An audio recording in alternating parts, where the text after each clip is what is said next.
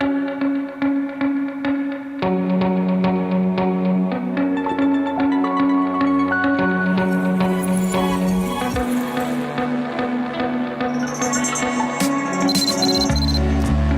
right, 25 minutes before 10 o'clock. Thank you for tuning in. I think what has become clearer as we evolve as a society is that we have identified what it means to be a boy or a girl.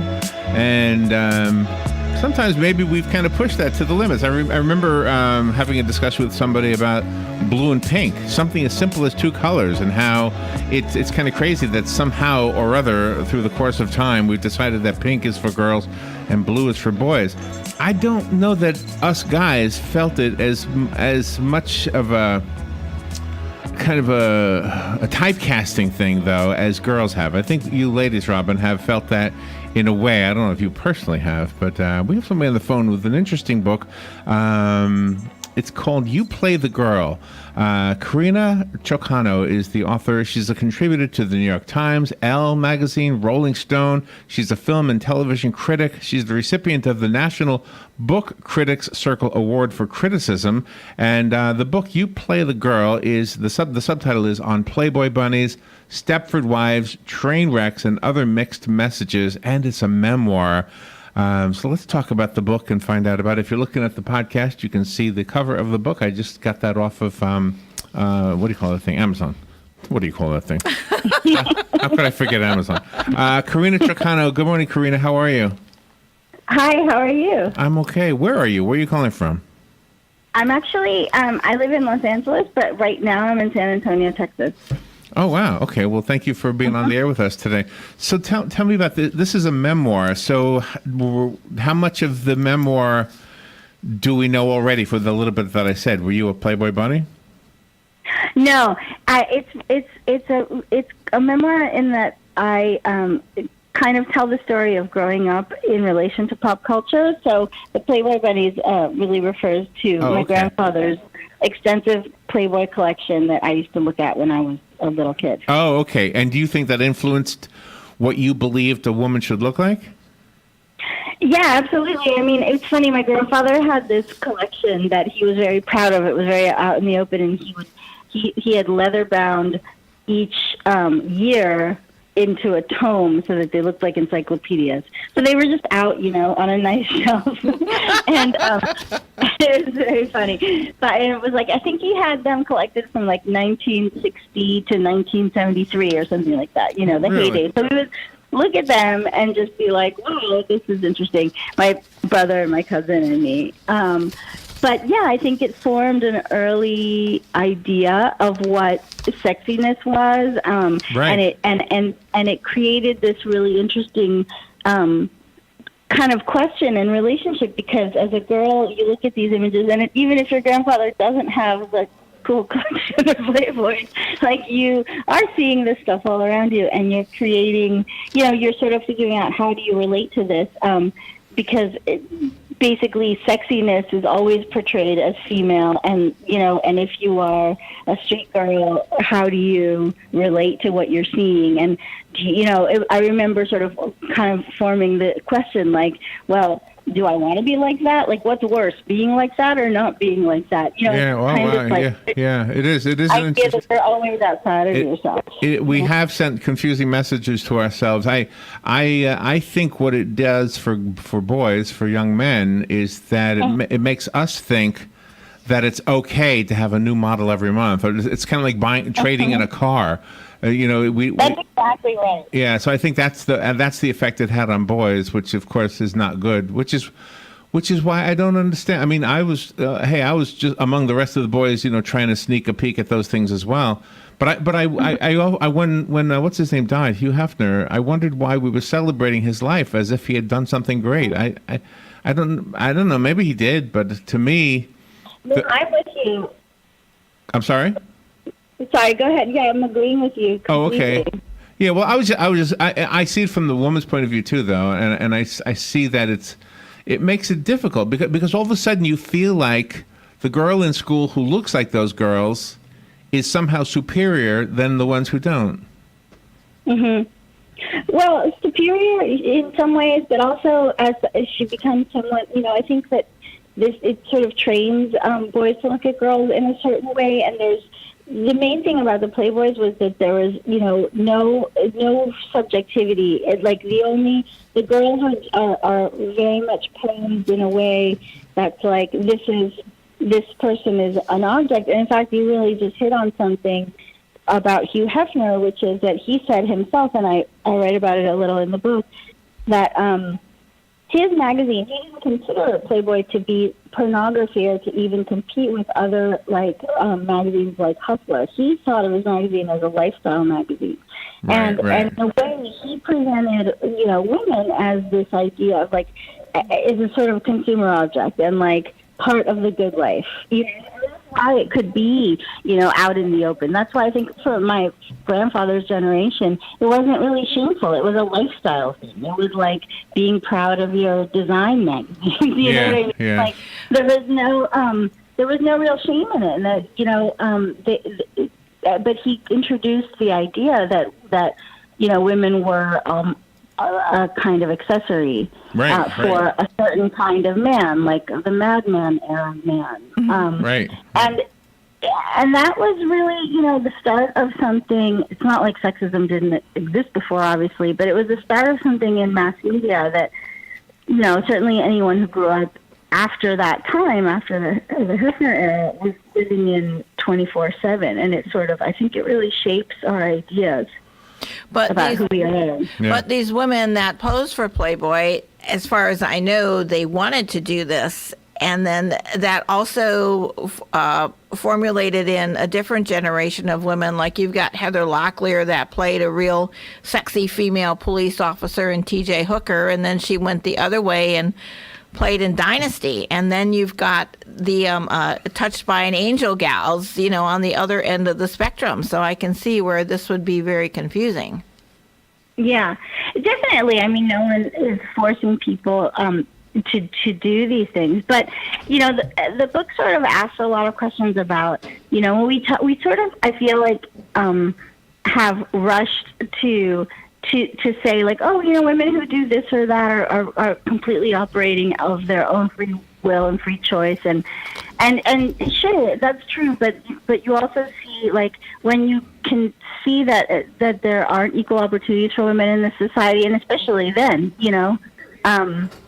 and that these things are rewarded better than other unskilled jobs, and just sort of where society puts the money and puts, where the doors are open to people.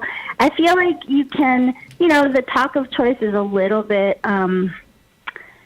maybe we rush to say everyone is just doing exactly what they want. There are forces in the world that sort of push us in one direction or another, and things that are validated and things that we're sort of taught we should value, Do you know the one thing I think that was the antidote for all of that has always been a good spouse. I don't know if that makes sense or not, but and it's not sexist in any way. I mean, a man who's been twisted by society gets straightened out by a good wife, and a woman who's been made to feel inferior and has low self-esteem by society, that's all straightened out by a good spouse also on her end. So I think the antidote is just simply having a good partner. But I think your message is one that needs to be out there, and I appreciate the fact that you're coming on our show to talk about it. By the way, your book is doing really well. Number 24 right now in the feminist category. That's pretty good. Number 51 in the women's writers category. I mean, you're really doing really well. When did the book come out? It actually came out in August, but it had a little revival because I won an award last month. Oh, good for you. Thank you. But it came out in August, and it was about a month before Harvey Weinstein was exposed. So it was kind of, it kind of came out at the right time. You shared with us something personal in your bio about saying that you were laid off after your daughter was born. Was that because you were a mom and your employer didn't want that kind of image? I wasn't thinking that it was a thing of image. And certainly, like, I was at a paper that was laying off tons and tons of people every month, as so many were, especially in 2008. But I you know, and you can never really know for sure why, but I do think that it contributed because it was a very demanding schedule, and I think that it probably affected their decision. But the main thing about that is that I think that we still, you know, talking about stories about women and like what, you know, these ideas that sort of shape our lives even when they don't reflect our lives, is that I still think that we tend to think of like, oh, a woman who's a mother, like, she should just go be a mother. And like, we forget that, you know, people still earn a living. And, you know, there's this idea that being a mother means you can just go retire to your house and not worry about your career anymore or having a job anymore. And I think that sort of justifies it in people's minds. And it certainly wasn't the case in my life. You know, I mean, I was married, but it was still, you know, but my income was still, you know, important. So who were the role models that turned it around for you? Who were the heroes, I guess I would say, the people who made you realize that a lot of the cultural messages were wrong, or just at least not for you? You know, it's really hard to say, because I think that nowadays we're having greater and greater consciousness of like role models, and there's more sort of reclaiming of a lot of women sort of throughout history. I was certainly aware of people at the time, but I think for me it was more like my feelings when I would interact with certain cultural stereotypes was to just sort of feel bad and feel confused and feel a little bit bad about myself, and like a little bit just hopeless, you know, about like, well, how does my future look? The only story I see is sort of like, let's get married and live happily ever after, and then the woman disappears from the narrative. Like, there's no more stories about what happens after this early marriage. So effectively, like, you become an adult. Right. Yeah, I see that. And that's why I was saying that the spouse can make a big difference. If you've got a level-headed spouse, a person who really respects you and lets you know how much he or she appreciates your contributions to his or her life, you know, I think that makes all the difference in the world. I mean, we all want to be what did we say? Appreciated. We all want to be appreciated. Yeah, I think you're right, and I think that that's like, you're hitting on something that's really crucial, which is that we need it's a structural and systemic problem, right? So I feel like I always it makes me ask myself, well, what is marriage? What do we think marriage is nowadays? You know, what's it for? What does it look like? And I think that you're right, that a person. And I know a lot of people like this, starting with my sister, for instance, people who have, you know, who have such a great collaborative, egalitarian relationship that they are able to, that they both thrive, you know, in a way that you can see that it just doesn't happen in other types of relationships.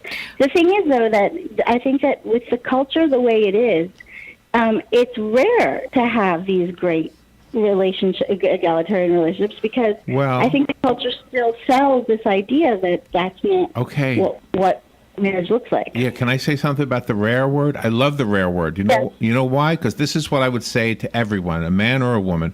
A man who says all women are the same, blah, blah, blah, and they're starting to complain because all their dates seem to be the same. All women, all men are the same, blah, blah, blah. Well, you don't want all of them. You just want one. You know, so you find that one, and that makes all the difference for you. And it is rare, and that's why it's so special, I think. It's true, but maybe if these messages weren't so pervasive, we wouldn't grow up thinking in ways that aren't necessarily good for each other, you know? And there would be a little bit more understanding. Yes, I agree. Absolutely, that's the message, I think sometimes, though, that the women exude mixed messages. I mean, you've got a Cosmopolitan where, you know, they're putting women up on a pedestal, and not just sexually, but, you know, as business women and that kind of thing. And then you've got everyday life. I mean, because women want to feel sexy, but they still want to have a good job and be able to run a company if they choose. Yeah, definitely. I mean, a lot of the things that I talk about in the book is sort of like who makes these stories, right? And where do these stories come from? So women's magazines, for instance, historically come from like the Victorian era, at the beginning of sort of mass media when photography first became available and you had, newspapers and magazines first coming out. And women's magazines were largely created to sort of help the newly sort of created middle-class woman to know how to live. How should you dress? What should your house look like? And mostly, what should you buy? And, it's very advertiser-run. These magazines were run by men 100% until, actually, Cosmopolitan, Helen Gurley Brown in the 60s. But she had all these weird mixed messages, like, you should date married men and stuff like that. Yeah. Exactly. But she was really the first woman to run a women's magazine, and the only one for a very, very, very long time. And it wasn't until like the mid-'70s that there was this kind of sit-in, this occupy of Ladies' Home Journal, where these feminist groups sort of demanded, like, stop telling us, stop writing about clothes and makeup and start telling us, useful information about the environment and about, talking to our sons about going to war and things like that, that they eventually replaced the editor-in-chief with a female editor-in-chief. But that's a really recent thing, and I do think that women's magazines are still kind of plagued by this original mixed message of, like, it was a very corporate thing and really advertiser-based and really aimed at getting women to look and behave and especially spend in a certain way. Yeah, especially spend, and we haven't completely gotten rid of that. Who's that? There was an article in the news a week or more than a week ago, but I think it was CVS Pharmacy or one of them that announced that none of the ads in the store will ever feature any more airbrushed photographs of men, women or men. I can't remember which one made that decision. More and more people are doing that. What is your opinion about the search for a new James Bond? Should it be a woman? It's funny. This is the interesting thing about these conversations is that I tried in the book to sort of like step back and instead of looking at like, okay, let's just gender switch here or like talk about how this story, how for instance the magazines have mixed messages. Is to sort of sit back and see, like, where do these stories come from? So, like, sure, James Bond, I mean, I guess, I have no problem. I think it would be fun to have a female James Bond in a way, except that James Bond, at its essence, is this incredibly patriarchal figure, of his time. It was this sort of playboy man as a character. So, I don't know. I feel like there's no really should about it. It's just an interesting thing to look at and say, like, what is this character? What is he telling us? And it's interesting. I mean, I think that someone could have an interesting take on a female James Bond if she's going to, like, comment on the role of James Bond and sort of how does a woman live as a sort of this type of hero. But he's also a very, it's sort of a dated figure. Either way you slice it, it's a kind of another era. I think the important thing is for the little girls who need to know that it's okay to want to do whatever it is you have your mind set on. I have an interesting kind of spin on, I guess, the world. Is that I believe that every animal has been given a gift. A bird knows how to make a nest, etc. But humans are different in that we all have a different gift, and so we don't all know how to make a nest. We don't all know how to play a trombone. We don't all know how to write books. But you have a gift of not just writing books, but of course of expressing something that needs to be expressed. And I think a young girl who wants to do that, more so than a young boy, although there's probably exceptions to what I just said, but I think a young girl needs to know that if she wants to be a construction worker, she should be allowed to be a construction worker. She Absolutely. she and can I do think it. she needs to see it. You know, to me, I think that, like, boys have a lot of terrible media aimed at them, too. You know, there's no question about that. But they do get to see the consistent narrative when there's a boy as the subject who goes out in the world and accomplishes something. It's still that's the most dominant story. So boys see boys just going out and doing whatever, whether it's music or building buildings or running a race or whatever it is. Right. It's very common. And girls don't see that very much. You might be too young to remember the singer songwriter Melanie Safka. Do you happen to remember her? No, I don't know. Well, she had a lot of hit songs back, like in the Woodstock the era. That's kind of where she came from. And one of her songs was called "Brand New Key," and I had to look it up so I could read you the words. She says, "For somebody who don't drive, I've been all around the world. Some people say I've done all right for a girl." And in one line, in one or two lines right there, in two lines, she makes you think, oh my gosh, why do we say that? Why do we say that to people? You've done all right for a girl. That doesn't make sense. I mean, she was very successful in her day. Yeah, and there was another one. Yes. There was another one, Animal Crackers, and she said, and she was a pretty girl actually, which I hope it's okay to say that kind of thing. But she had a little bit of weight on her, and she would say, some people, she likes eating ice cream, but some people think bodies are nice. And then I was at a show with her, and everybody applauded. She was making a point. We put a lot of importance on physical appearance. Yeah, and it's very limiting. You know, I think what she was talking about is like only one body is okay, and that has definitely been true since the 60s. And yes, it's extremely limiting. It's sort of like the girl has to conform to one pretty limited type, and that limited type tends to be someone who is defined by like not wanting anything and not expressing anything and not having any. You know, I think that part of the issue with weight is that it's not okay for women to have appetites or to have desire for things. You know, it's all about control and self-control and self-denial and sort of making yourself known. Yeah. And we really continue to sort of, although I would say in the last 5 years, things have been, shifting in this regard. And the commitment to not airbrush and more body positivity and all this stuff, I think is a really positive move. And I was going to say, before we were talking about the stories about what you can seeing what you can be. My daughter is in 4th grade, and a year or two ago, the movie Hidden Figures came out. And one day I was picking her up. Are you guys familiar with this? The story of like 3 NASA engineers who were... Right, yeah, we saw that. Yeah, I love that. That was a great movie. It was a great movie. And I picked up my daughter from school, and she was like, I want to go see Hidden Figures. And I was surprised because it's, it's a period drama. Like, it's not the kind of movie usually that 3rd graders are asking to go see, Yeah.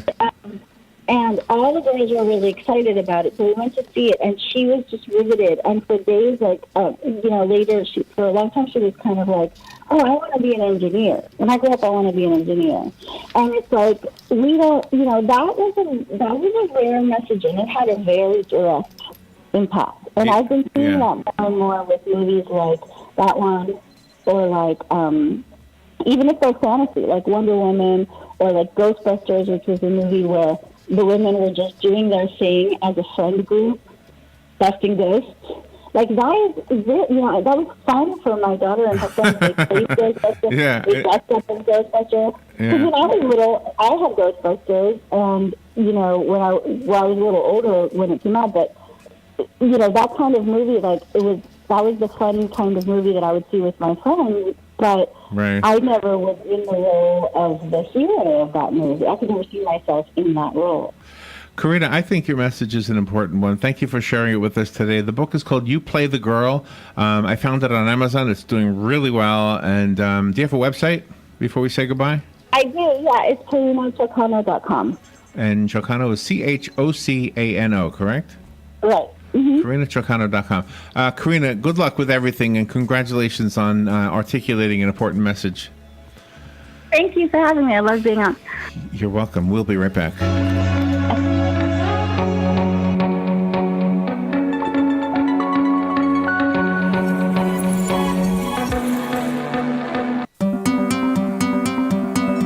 this moment, who has your back? Do you know the name of your insurance agent? Does your agent know your name? Or would you call a 1-800 number that connects you to who? Another state? Another country?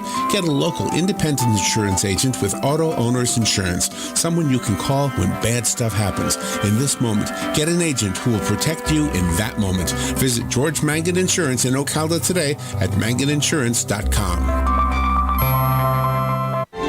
You know how frogs are so hoppy? It's because they don't smoke or have COPD, otherwise they would be flip-floppy.